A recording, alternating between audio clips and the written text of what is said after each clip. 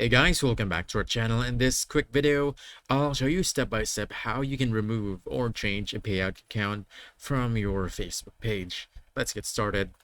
First, you want to open the Facebook app and go ahead and tap your profile picture at the top to open your profile page.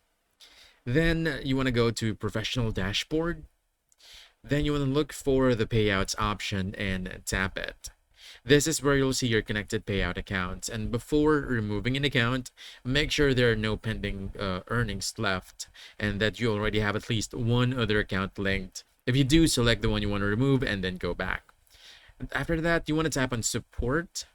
From here, you want to select monetization and then go into payout issues. From here, you want to choose any option.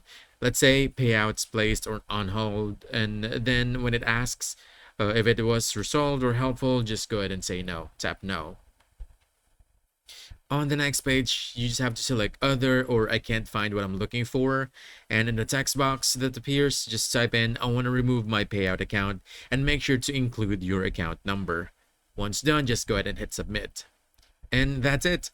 The Facebook support team will review your requests and help you remove the payout account from your page.